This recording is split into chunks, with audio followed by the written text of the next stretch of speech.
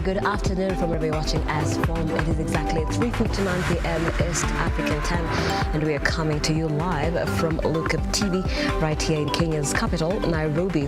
Time now for us to get you up to speed with stories that are trending at this hour. The hashtag is trending news at Lookuptv on Twitter, Lookuptv on Facebook, and Lookuptv on our YouTube channel.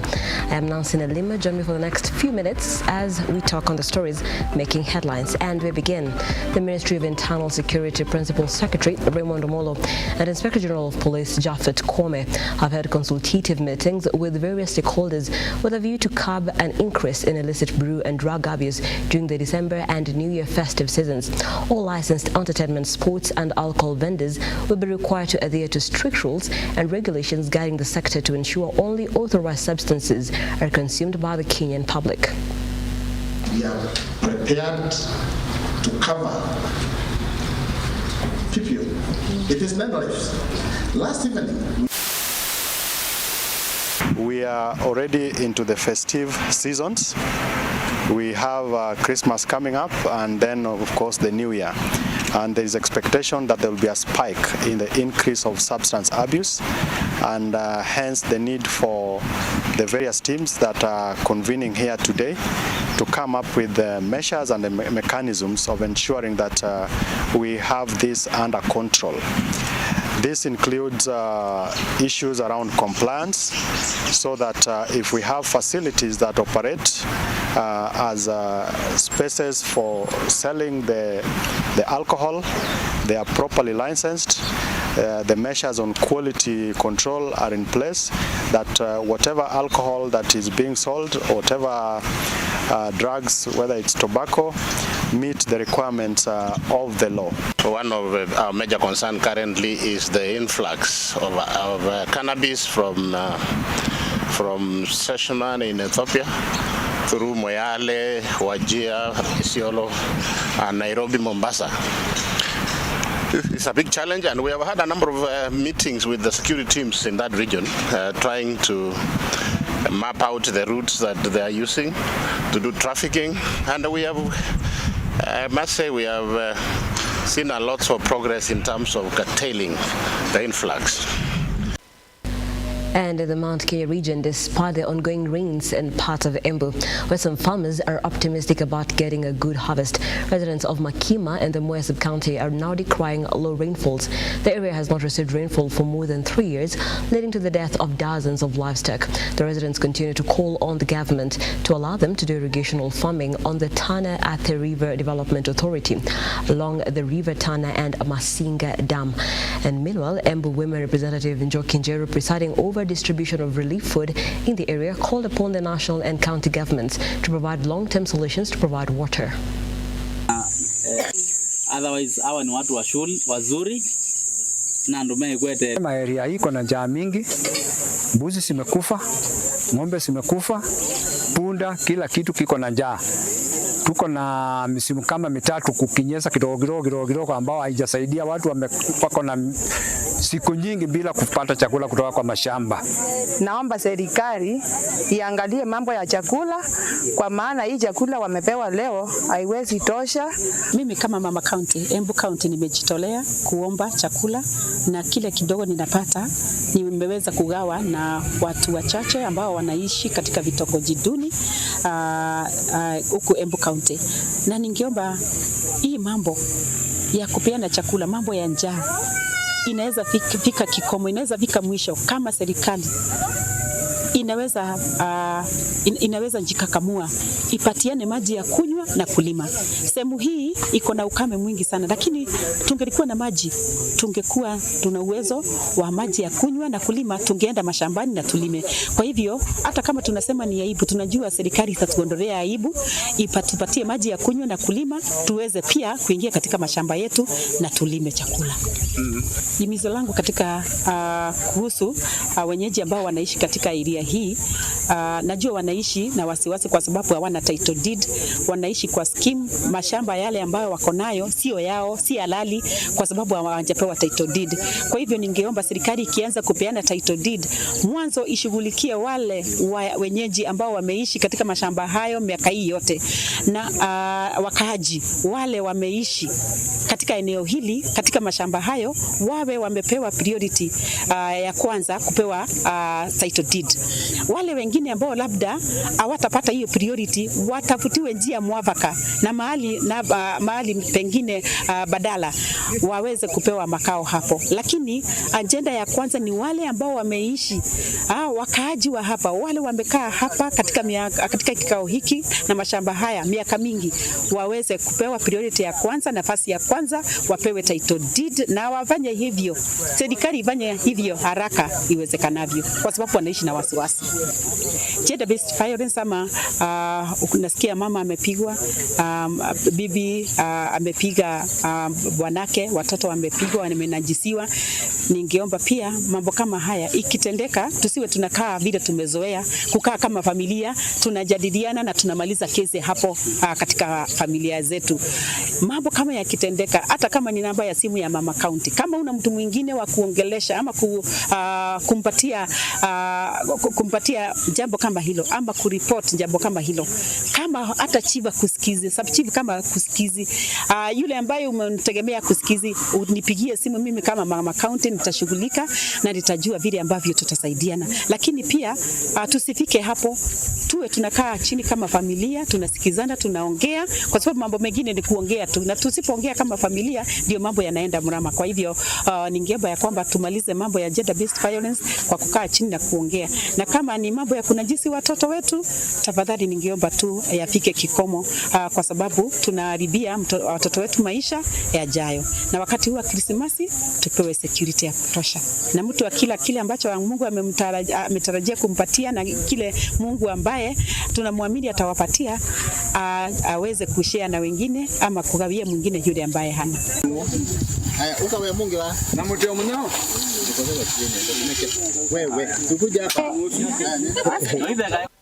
And a Laikipia woman, 50-year-old from Kiriko village, is nursing injuries at the Nyahururu County and Referral Hospital after she was shot by suspected cattle rustlers. Priscilla Wanjiru's neighbors say that they heard gunshots meters away from nearby Kiriko police station, after which they were informed that Priscilla has been shot. Na zimetolewa. Mama alikuwa amelala, kama vile tunajua ya kwamba masaa yakifika watu wanaenda kulala, mama akaenda akarara, na kwa kweli alitolewa kwa kitanda na risasi. Jambo ambayo imetukera sana ni kwa sababu si yeye alikuwa amepiga, na lakini majabasi walikuwa wamekuja kuimba mifugo, na tukapata ni kondoo sita walishukua.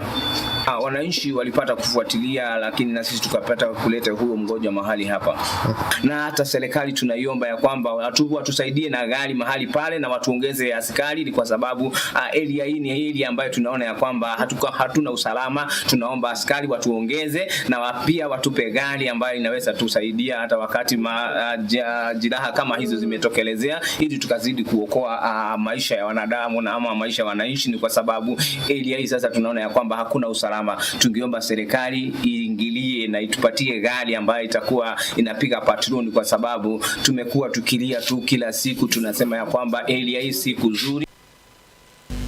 And on environmental matters, the Ukambani governors have called on the national government to deal mercilessly with industries polluting Athi River with toxic effluents. Speaking at the Southeastern Kenya Economic Bloc meeting in Machakos, Makueni Governor Mutula Kilonzo implored the government to enforce punitive measures on those found capable of destroying strategic investment. On their part, Machakos Governor Wavinya Nditi and her Kitui counterpart Julius Malombe asked the president to include them as key stakeholders in the decision-making process and the commission that he intends to appoint soon to initiate the process of cleaning River Athi. Environmental Management Act is very clear about some of this issue, and in fact identifies the people who are polluting the river. There's a principle in law called polluter pays principle. The national government should not spend a coin cleaning that river. That river should be cleaned by the industrialists who are polluting the river. I've said this before and I want to repeat. The national government put in place a mechanism along the standard gauge railway that punishes anybody who destroys what you call strategic investments. And the penalty for destroying strategic investments is life sentence. I see no reason why we should not sentence to jail or close factories of people who are throwing effluents deliberately. The president came to Syokimau, and that was one of the things that we discussed, and he touched it. And he gave us his commitment to clean at the river. So what we have requested him is to make sure that we are stakeholders in that commission for cleaning the water, because it affects us. If we clean the river from Nairobi to Machakos, the other people will get clean water. So we are committed to ensuring that the river is cleaned. Now, over 200 teenagers from Kenya and Uganda have made a declaration saying no to female genital mutilation, early forced marriages and teenage pregnancies. The boys and girls aged 12 years and above, drawn from various schools, graduated after being taken through an alternative rite of passage curriculum. The teenagers underwent a 4-day training program at Talale Primary School tackling issues around child rights, life skills and responsibility.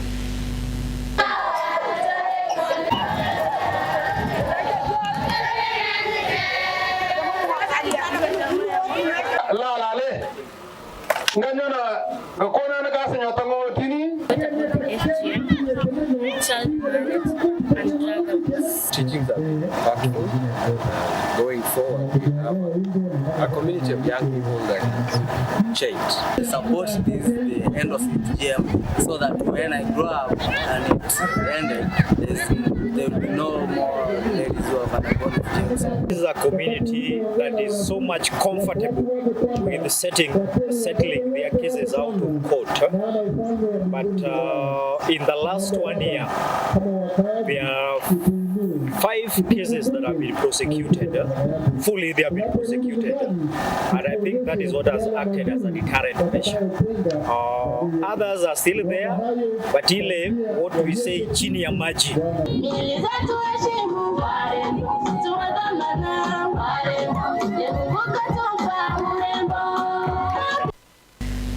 Turkana County Governor Jeremiah Lomurukai says his government will be rolling out an uptake program of the National Health Insurance Fund to enable many residents in the county to benefit from the fund and renewed efforts to boost access to healthcare.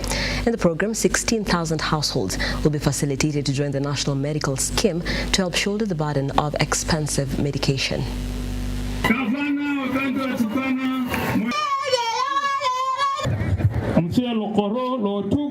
Sisi tukisaidiana na medics wetu tunaweka mpangilio ya kuhakikisha kwamba 16,000 households watapata NHIF. Kwa hivyo in our next financial year, kwa sababu hii imebaki miezi karibu 6, tutahakikisha kwamba 16,000 households wamepata NHIF ili watu wetu waweze kujimudu kujitibu katika hospitali yote Turkana County. Sasa hiyo ndio mambo nimepatia waziri Dr. Abalia aendelee kwenda kuresearch na kubenchmark vizuri katika ile counties wamesucceed na mambo ya NHIF in the shortest time possible, so that in the next financial year mambo ya NHIF kwa watoto wetu, kwa watu wetu, kwa mama wazee na kila mtu iwe imefanya kazi.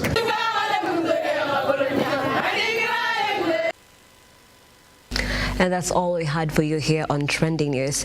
But it wouldn't have been trending news if we didn't check out what's trending across our social media platforms. And among the top trending stories at this hour is Charlene Ruto. Now, this is the daughter of President William Ruto. And of course, she is trending because she said she has the office of the first daughter. You know, we have the office of the president, then we have the office of the first lady. And now introducing, according to her, the office of the first daughter. And now she's brought some clarity because she came under a lot of fire. People asking if then it's going to be funded by taxpayers' money, all the operations within the office of the first daughter. And she has said that the office of the first daughter is a private entity. It is neither a constitutional office nor is it being funded by Kenyan taxpayers. The office runs to purely facilitate the activities of and any programs being run by Miss Charlene Ruto. And of course, this took sample a few tweets in line with the same because she has been trending since yesterday evening, all through morning and the whole day. And Wycliffe on Sakia across Twitter says, Quickmat Ivanka is Charlene Ruto. He goes on to say, so Ivanka was Trump's daughter who had a signed role in government but was involved in the governing of affairs in US. As Ruto's daughter, Charlene Ruto is a low-budget version of Ivanka who keeps popping everywhere like Quickmat. Of course, a lot of people are just making fun of all the initiatives that she's been making around the country. And just to sample maybe one last one, Mutahi Ngunyi says, leave Charlene Ruto alone. The only thing worse in politics than being wrong is being boring. It is better to be famous for all the wrong reasons than to be a nobody. The kid will go far. In capital. Because there are just some of your thoughts across social media, and this is in regards to Charlene Ruto, who is the daughter of the President William Ruto. And she said the office of the first daughter is an entity that is private. It is not funded by the government and not funded by the taxpayers. It is not constitutional, but it is a private entity. Since she is the first daughter, she might as well have the office of the first daughter. Those are just some of the topics that are trending across Twitter at this hour. That is where I will leave it. I am Nelima. I appreciate you for watching. Do keep it right here on Lookuptv as we bring you up to speed in our subsequent bulletins with stories that are making headlines and causing conversations today. And of course, one of the things that we are looking at is the semifinals tonight. Of course, where our own very African team, Morocco, will be going up against France. We'll be keeping you up to date on all the sporting action as well as the business and all the top stories. Goodbye for now.